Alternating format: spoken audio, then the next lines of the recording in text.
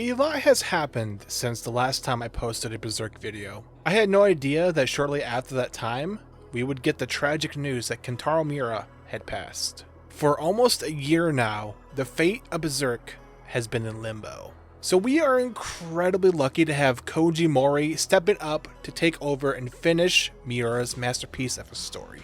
With Berserk being back in regular publication, that means there are some new chapters we need to talk about.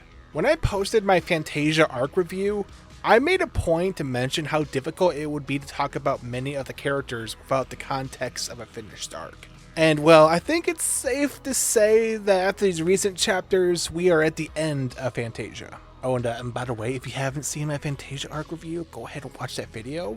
I'd really appreciate it. So there are two major developments in these handful of chapters going into effect that I want to talk about. The first of which is Griffith taking Casca. It is hard to say what his intentions truly are just yet. Could he be doing this out of his own personal desires like during the eclipse? Could he be doing this just to get back at Guts? Personally, I don't think it's either one of those things. It's becoming apparent that Griffith doesn't have control over himself when the Moonlight Boy takes over. This would mean there is a glaring weakness to an otherwise untouchable man. And since the only thing the Moonlight Boy wants to do is go out and find Casca, it makes a lot of sense why he'd want to go and capture Casca and bring her somewhere more secure. Perhaps Falconia. This would set the stage for what could be the final arc of the series, with Guts and the gang having to go to Falconia to take down Griffith in his castle.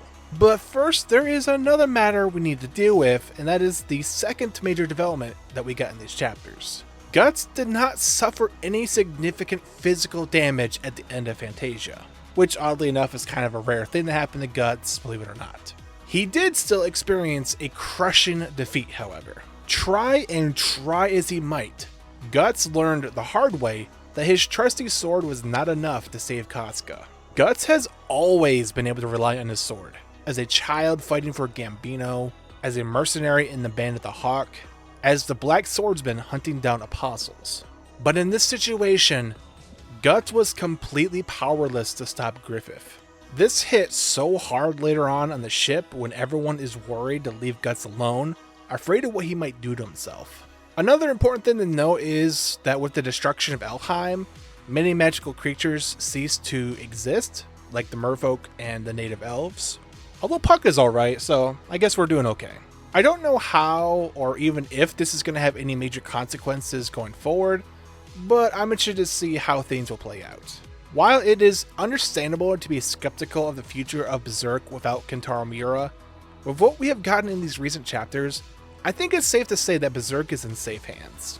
Not only that, but this may have been one of, if not the strongest stretches of chapters in the entire series.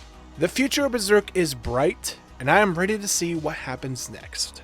If you are too, be sure to subscribe to the channel for future anime and manga related videos. Don't forget to hop into Discord as well so that we can discuss the new chapters when they drop. But that's all I got for today, folks. Thank you for watching, and have yourselves a wonderful day. Peace.